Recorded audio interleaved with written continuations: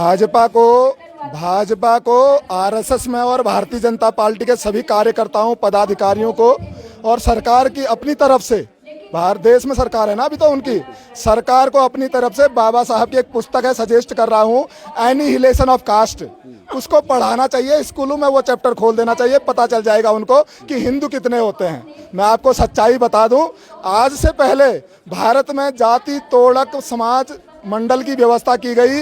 वो उस समय के लोग थे जो आज़ादी के टाइम पे काम कर रहे थे। बाबा साहब डॉक्टर भीमराव अंबेडकर ने कहा था, धर्म की व्यवस्था में मनुस्मृति रहेगी तो जातिवाद खत्म नहीं हो सकता है। आज भी मनुस्मृति जलाने पर विरोध करती है आरएसएस और भारतीय जनता पार्टी, आपको पता होना चाहिए। और भारतीय जनता, मैं उनको मनुस्मृति का एक श्लोक बता देना चाहता हूँ।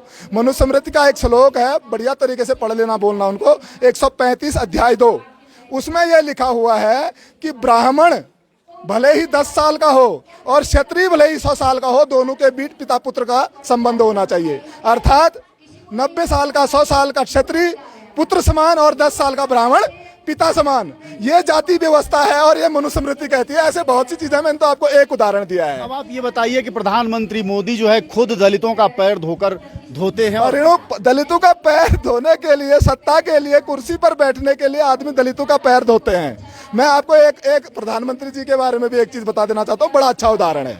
उदाहरण ये है कि भारतीय जनता पार्टी वाले ये कहते हैं कि नरेंद्र मोदी दुनिया के सबसे बड़े त्यागी हैं, उन्होंने देश के लिए अपनी बीवी का त्याग कर दिया और अपनी चाय की केतली त्याग दी। अब आप बताइए, नरेंद्र मोदी त्यागी हो कैसे सकते हैं? था क्या उनके पास? चाय की केतली ही थी ना। चाय की केतली का त्याग करना कोई त्याग है? सत्ता में बैठकर वो 1.5 लाख की सूट पहनते हैं और वो कहते हैं मैंने चाय की केतली त्यागी। उनको एक सच्चाई बताना चाहता हूँ, इस धरती में अगर त्यागी कोई हुआ है तो वो एक ही हुआ है, वो गौतम बुद्ध हुआ है, जो साक्य कुल गणराज्य का इकलौता राजकुमार था, राज सत्ता को त्याग कर संन्यास लिया और सत्य की खोज की और लोगों को प्रेम का संदेश दिया। तो सच्चाई समझनी पड़ेगी, आपको कैसा देश चाहिए। मेरी कोई किसी से दुश्मनी नहीं है, मैं ना ही नरेंद्र मोदी से दुश्मनी है। इस देश के प्रत्येक नागरिक को मैं अपने भाई बहन की तरह प्यार करता हूँ, लेकिन मेरी एक तमन्ना है, विद्रोह करने वाले लोग, देश को बांटने वाले लोग, देश के प्रति विद्रोह फैलाने वाले लोग, गलत सोच पैदा करने वाले लोगों से मुझे नफरत है। मैं चाहता हूं कि उनकी सोच बदलनी चाहिए। एक बात अगर आप ये कहें, आप मुझे सवाल पूछेंगे कि आज भी देश में जातिवादी व्यवस्था है, गैर बराबरी है और लोगों में ऐसी भावना है, तो इसका जिम्मेदार कौन है? इसका जिम्मेदार इन 75 सालों में देश में जिसने सत्ता संभाली है, जिन ने भी, या कांग्रेस हो चाहे भाजपा हो, वो जिम्मेदार है। क्यों? क्योंकि एजुकेशन इंस्टीट्यूशन से हम अपने बच्चे को आदर्श नागरिक बनाने का काम करते हैं, इथिकल शिक्षा देने का काम करते हैं। जातिवाद जो है वो खत्म होने की जो बात है, वो देखते हैं कि हर जाति में जाति है, अगड़ा में, पिछड़ा में, दलित में, सब एक दूसरे से श्रेष्ठतर है। ये कैसे खत्म होगा सब? देखिए, जातिवाद खत्म करना और जाति जो विध्वंस है, जाति जो सोच है, जो मानसिकता है, जो गैर बराबरी की सोच है, उसको खत्म करना, दोनों शब्दों में अंतर है।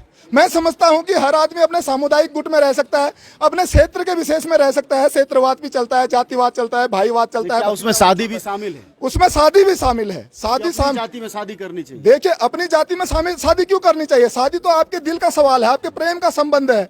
आप जिससे प्यार करते हैं, प्रेम करते हैं, ये आपके दिल का मामला है। मैं आपको पूछना चाहता हूं, जो पंडित 36 गुणसूत्र भिड़ाता है कुंडली, वो गारंटी भी देता है क्या आपको? ऐसे हजारों शादियां हैं जहां पंडित गारंटी देके कहता है ये शादी अच्छी चलेगी और 4 दिन में उनकी शादी टूट जाती है, दूल्हा मर जाता है, उसकी माँ मर जाती है, उसका बाप मर जाता है, तब वो गारंटी क्यों नहीं देते हैं? ये जो कुंडली वाला जो इंश्योरेंस है ना, ये ऐसा इंश्योरेंस है, प्रीमियम तो ले ली जाती है, आपको क्लेम कभी नहीं मिलता है।